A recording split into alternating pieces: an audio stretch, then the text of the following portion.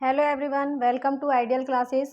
आज हिंदी की क्लास में मैं आपको पढ़ाने जा रही हूँ वर्णों के उच्चारण स्थान।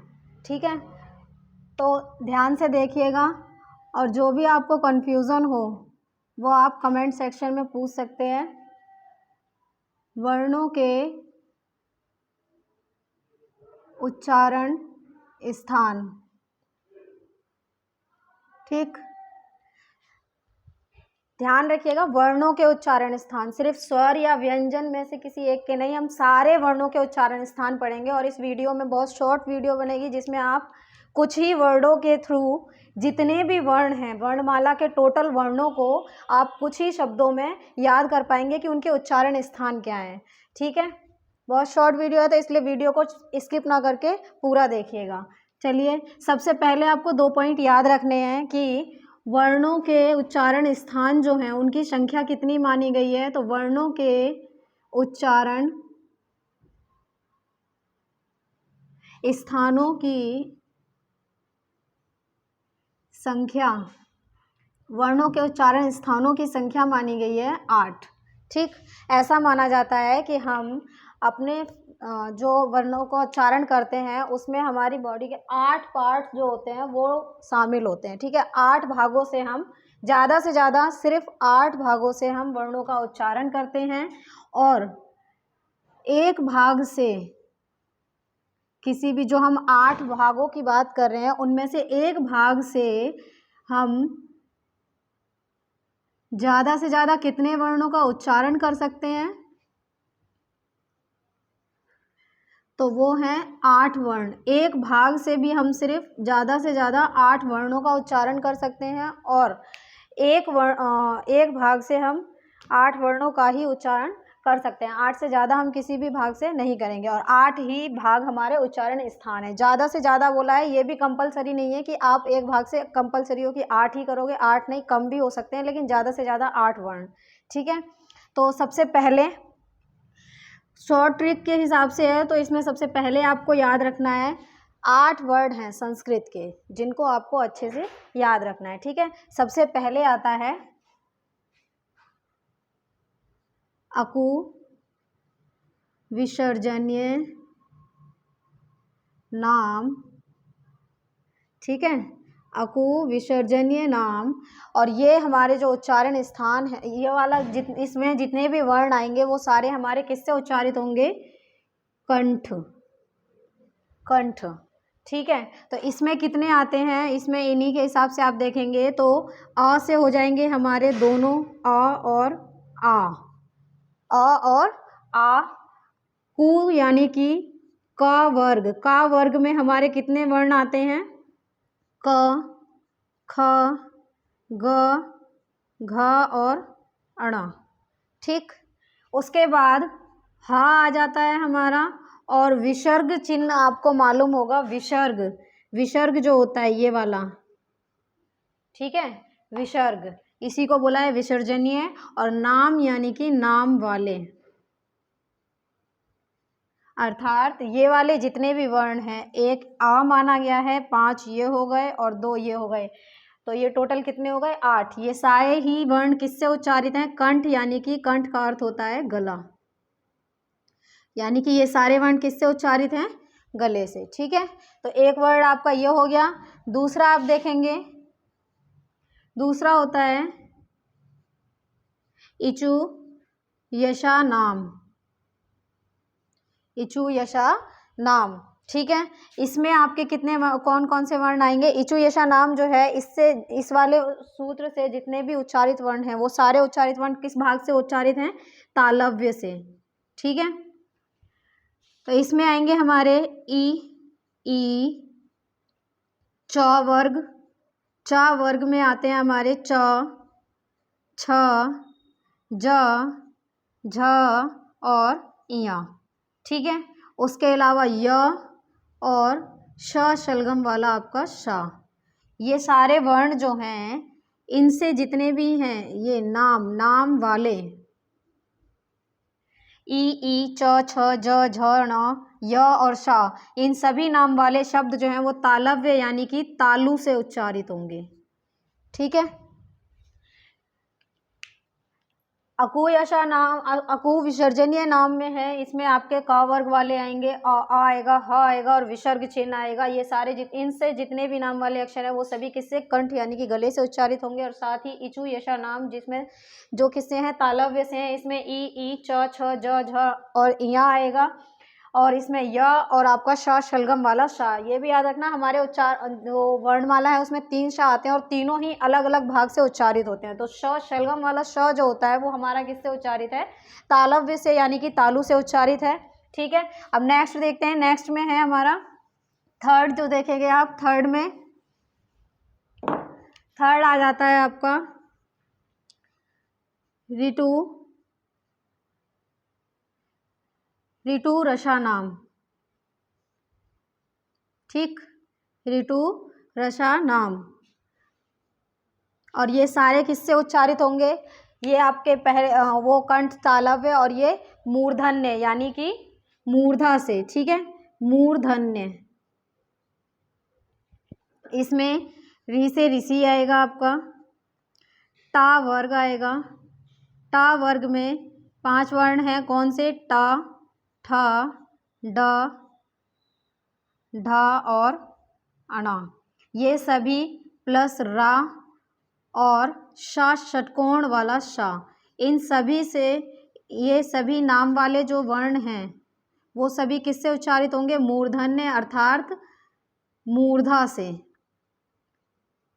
ठीक है, जब इनका उच्चारण करेंगे आप, जैसे इचु यशा नाम में तालव्य से हैं यानी कि इनके उच्चारण में आपकी जीवा जो है वो आपके तालु को टच करेगी, उसी प्रकार से जब ऋतु रसा नाम वाले इनमें जितने भी वर्ण हैं यानी री, ट, ठ, ड, ढ, ण और रा और शा, इन सभी के उच्चारण में आपकी जीवा का आगे का भाग जो है वो दांत के ऊपर वाले भाग से टच करेगा। ठीक है, अब आते हैं नेक्स्ट में आप देखेंगे, नेक्स्ट में क्या है, नेक्स्ट वाला रूल है आपका, उसमें आगे के वर्ण आप देखेंगे। इसमें स्वर और व्यंजन आप सभी पूरी वर्णमाला को एक साथ कवर करके चल रहे हैं। ठीक है, नेक्स्ट है ऋतु लसा नाम, और ये सभी किससे आते हैं, इन सभी में हमारा कौन सा भाग पार्टिसिपेट करेगा, दंतव्य। ठीक है, इन सभी में हमारी जीवा जो है वो किससे टच होगी, दांत से। ठीक, कौन कौन से वर्ण आएंगे, तो वो हो जाते हैं हमारे लृ, ता वर्ग यानी कि त, थ, द, ध और ना, प्लस ला और शा षटकोण वाला, सा सपेरे वाला शा। ठीक है, ये टोटल आपके 8 वर्ण हो गए। लृ ता वर्ग के 5 और प्लस ला और शा नाम वाले अक्षर जो हैं वो किससे उच्चारित होंगे, दंतव्य अर्थात इनके उच्चारण में हमारी जीवा जो है वो किसको टच करेगी, दांत को टच करेगी। ठीक है, साथ के साथ उच्चारित करके देखते जाइएगा तो आपको कन्फ्यूज़न नहीं होगी कि हम किस बेस पर इनके नाम रख रहे हैं और किस बेस पर हम इनको याद करें। जब आप साथ ही साथ उच्चारित करके देखेंगे तो आपको याद भी साथ के साथ होता जाएगा। और आपको याद सिर्फ कितना करना है, इनको याद करना है, सिर्फ 8 वर्ड आपको याद करने हैं, जिससे आप क्या है पूरे अपने 52 वर्ण जो हैं, 8 शब्दों को याद कर आप 52 वर्णों के उच्चारण स्थानों को ईजिली याद रख पाएंगे। ठीक है, 5वां है आपका उपोध्य माननीय नाम, और ये सभी होते हैं आपके ओष्ठ से उच्चारित वर्ण। ठीक है, इसमें हमारे कौन सा भाग सम्मिलित है, तो ओष्ठ। ठीक है, उपोध्य में आएगा हमारा उ और ऊ, पावर्ग अर्थात प, फ, ब, भ और म। ठीक है, और प्लस उपोध्य माननीय, ये क्या है, एक साइन होता है संस्कृत भाषा में, जो इस तरीके का आपको देखने को मिल जाएगा। जब आप संस्कृत में देखेंगे तो इस तरीके का देखने को मिलेगा। ठीक है, ये होता है उपउदयमानीय। और इन सभी के नाम वाले जितने भी वर्ण हैं वो किससे उच्चारित होंगे, हमारे उसमें पार्टिसिपेट करेगा हमारा भाग, जो वो कौन सा है, ओष्ठ यानी कि होठ। ठीक है, इनके उच्चारण में होठ जो हैं आप देखेंगे पा, फा, बा, भा, मा, उ, इन सभी में क्या है, हमारा जो ओठ हैं वो आपस में टच होते हैं। ठीक है, उसके बाद नेक्स्ट आते हैं आपके, नेक्स्ट ये 5 हो गए हैं। ठीक, और हमने पढ़ने कितने हैं टोटल, मैंने आपको बताया उच्चारण स्थानों की संख्या कितनी होती है, 8 होती है, जिसमें से 5 हो चुके हैं। 6th नंबर पे आएंगे आप अदेते, अदेतो, और ये सभी किससे उच्चारित हैं, तो इनको आप जब अगर आपने ये पढ़ लिए तो इनमें आपको कोई भी दिक्कत नहीं होगी। क्यों, क्योंकि इनमें इन्हीं से मिलकर, जैसे हम ए, इसमें कौन से आ रहे हैं, छोटा वाला ए आएगा आपका, ऐसे एड़ी और ए। ठीक है, तो इन दोनों को अगर आपको ये पता है कि ये वर्ण जो हैं ये किससे मिलकर बने हैं, तो आप आसानी से इनके उच्चारण स्थानों को समझ पाएंगे। जैसे ए जो है ये किससे बनता है, आ प्लस ई से बनता है। ठीक है, तो आ प्लस ई से बनता है, तो आ जो है वो हमने पढ़ा अकू यसा नाम, अकू विसर्जनीय नाम, और वो किससे उच्चारित था, आ जो है वो हमारा कंठ से उच्चारित था। ठीक है, यानी कि गले से। और इचु यशा नाम ये किससे उच्चारित था, तो ये हमारा तालव्य से उच्चारित था। ठीक, तालव्य से, यानी इन दोनों को मिलाएंगे तो क्या बनेगा, कंठ तालव्य। ठीक है, यानी कि इन दोनों को जोड़कर क्या बन जाएगा, कंठ तालव्य। और सेम इसी प्रकार से जब हम इसका संधि विच्छेद करेंगे तो क्या बनेगा, अ प्लस ए को हम और छोटा तोड़ सकते हैं अ प्लस ई में, तो इसलिए उसको डायरेक्ट हमने इतना ना तोड़कर इसी में तोड़ा हुआ है, तो इसलिए इसको क्या है, ये दोनों वर्ण किससे उच्चारित होंगे, कंठ तालव्य, क्योंकि इसमें आ और ई शामिल हैं। आ जो है वो कंठ से उच्चारित है और ई जो है वो तालव्य से उच्चारित है। ठीक है, तो इसीलिए ये ध्वनि जो है ये किससे उच्चारित है, कंठ तालव्य से उच्चारित है। यहाँ पर त का मतलब होता है ये दोनों। ठीक, ये दोनों, अर्थात ये दोनों कौन, ए और ऐ जो है वो किससे उच्चारित हैं, ये दोनों ही कंठ तालव्य से उच्चारित है, ए और ऐ। ठीक, ये दोनों किससे, कंठ तालव्य से उच्चारित हैं। 7 नंबर पे आप देखेंगे तो 7 नंबर पे आते हैं हमारे अदोतो। तो का मतलब मैंने बताया आपको, तो का मतलब होता है ये दोनों, और अदोतो में आ जाते हैं ओ और औ। ठीक, ओ और औ। ओ जो है आप इनका जब इसमें भी इसी प्रकार से हम समझेंगे कि ओ जो है वो किससे मिलकर बनता है, आ प्लस ऊ से मिलकर बनता है। ठीक है, आ प्लस ऊ से मिलकर बनता है। हमें मालूम है कि आ जो है वो किससे उच्चारित वर्ण है, कंठ से उच्चारित वर्ण है। ठीक है, जबकि ऊ जो है वो किससे है, ओष्ठ से उच्चारित वर्ण है। इन दोनों को हम मिलाकर ओ में बोलते हैं, इसलिए जो हमारा ओ है वो किससे उच्चारित होगा, तो ये हो जाएगा हमारा कंठोष्ठ। कंठोष्ठ से उच्चारित वर्ण है ये कंठोष्ठ। ठीक है, क्योंकि इसमें ओ जो है और औ जो है वो आ प्लस ऊ से मिलकर बनते हैं, और आ जो है वो हमारा कंठ से उच्चारित है और ऊ जो है वो ओष्ठ से उच्चारित है। ठीक है, ऐसे ही ओ औ का करोगे तो वो किससे मिलकर बन रहा है, आ प्लस ओ, तो ये दोनों ही किससे उच्चारित होंगे, कंठोष्ठ से। ठीक, लास्ट हमारा है 8 नंबर का, 8वें नंबर पे है वकारस्य। वकारस्य, वकारस्य यानी कि व अक्षर वाले जितने भी वर्ण होंगे वो किससे उच्चारित होंगे,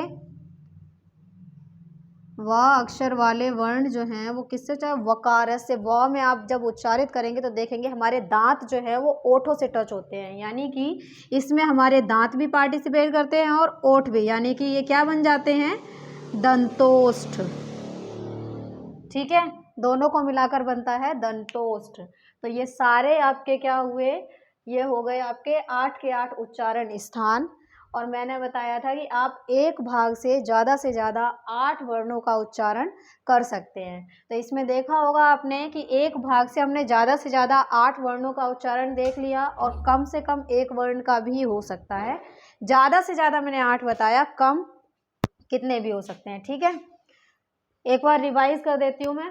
फर्स्ट नंबर पे हमारा था अकु विसर्जनीय नाम, जिसमें और हमारा का वर्ग प्लस ह और विसर्ग चिन्ह, वो सारे किससे थे, हमारे कंठ से उच्चारित थे। ठीक है, फिर सेकंड नंबर पे इचु यशा नाम, जिसमें ई प्लस चा वर्ग और प्लस या और आपका श शलगम वाला शा, ये सभी उच्चारित थे तालव्य से। थर्ड नंबर पे ऋतु रसा नाम, जिसमें री से ऋषि प्लस टा वर्ग प्लस रा और शा षटकोण वाला शा, ये सभी थे आपके मूर्धन्य से उच्चारित। और फोर्थ नंबर पे आपका था ऋतु लसा नाम, जो जिसमें आपका री ता वर्ग प्लस ला और शा सपेरे वाला शा, वो सभी किससे उच्चारित थे, आपके तंतव्य से। प्लस उपूद्य माननीय नाम ओष्ठ से उच्चारित हैं, जिसमें आपका उ पा वर्ग यानी कि प फ ब भ म, और उपूद्य माननीय साइन जो है वो आपका सभी किस में आ जाते हैं, ओष्ठ से उच्चारित है, यानी कि होठ से उच्चारित है। अद्वैतों में ए जिसमें क्योंकि ये अ और ई से मिलकर बने हैं, इसलिए इनमें कंठ और तालव्य दोनों पार्टिसिपेट करते हैं। उसी तरीके से अदोतों में ये अ प्लस उ से मिलकर बने हैं, इसलिए इनमें कंठ और ओष्ठ भाग लेते हैं, इसलिए ये कंठोष्ठ से माने गए हैं। और उसी तरीके से वकारस्य में हमारे दांत और ओष्ठ दोनों भाग लेते हैं, इसलिए उन्हें दंतोष्ठ माना गया है। ठीक है, इसी के साथ आपकी ये वाला टॉपिक जो है वो कंप्लीट होता है। इससे एक्स्ट्रा अगर आपने इतना याद कर लिया तो आपको उसके बारे में इनके बारे में उच्चारण स्थानों के बारे में पढ़ने की बिल्कुल भी ज़रूरत नहीं है। इतना याद कर लीजिए, इससे एक्स्ट्रा आपको कुछ भी नहीं पढ़ना पड़ेगा। Thank you.